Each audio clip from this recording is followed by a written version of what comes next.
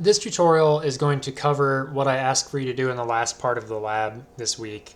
But it's more important than that. I also just really want to hammer home projections, datum, CRS, and all of that stuff, because it's really critical to understand, not just to ignore as a setting. So we're going to explore this. I'll start by adding a couple of layers that I ask you to add for this this week. So it's under deliverable 3, and I'm just going to click the whole zip file. And this is something I didn't show before, but you can actually add a whole zip file, and it will add your two, or whatever items are found in there. So I actually only added one there. Whoops. I'm going to go ahead and re-click. Add, select all. Okay, great. So you should have this graticule, or this grid, and then also outlines of countries.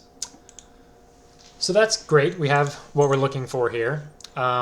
And notice what we are in. So the map is in the default coordinate reference system, which is EPSG 4326, which relies on the WGS84 datum, which, remember, is the way that we tie coordinates on our model Earth to the shape of the Earth. And it's a Mercator projection. So we're on a WGS84 datum Mercator projection coordinate reference system. Our data, similarly, if I double click it and go to information, is in the same coordinate system. So that means that we're displaying our data on the projection in which it was measured. So it's the proper way to display this data.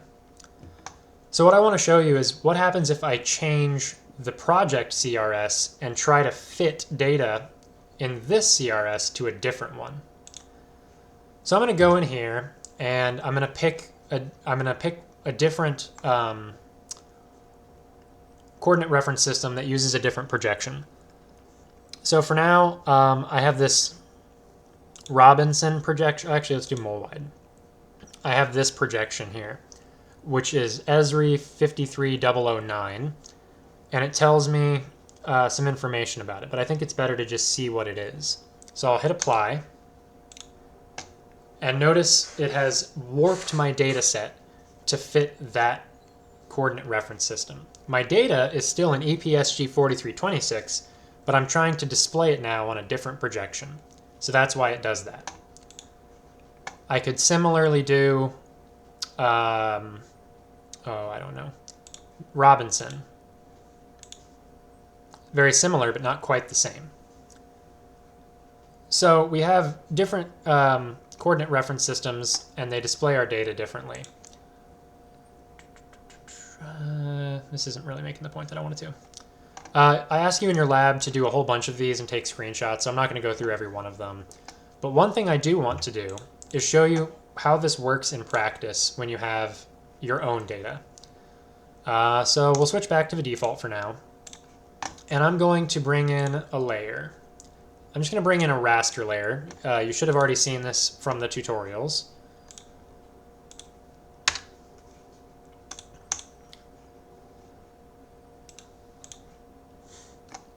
So if you watch the tutorials, you'll know that this looks weird. So this data set is actually an EPSG 32606. Should be this. So this is what it actually looks like. This is the true shape of my data.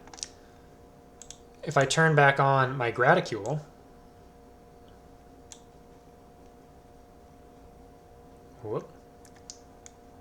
we'll see that this is the projection that it has to go with to display my data properly. If I force a different project coordinate reference system, it has to stretch my data to fit this projection. Also, look at what's happened. This raster image was taken in northern Alaska in the Brooks Range. So it has incorrectly put my raster in Canada. If I go back to the correct coordinate reference system, let's look at where my data is. That is correct. That is right in the middle of the Brooks Range, close to the haul road where the data was actually taken. So the point of this is to really hammer home, you can't force your data to be displayed in a coordinate reference system that it wasn't meant to be in. Not by changing the display anyway.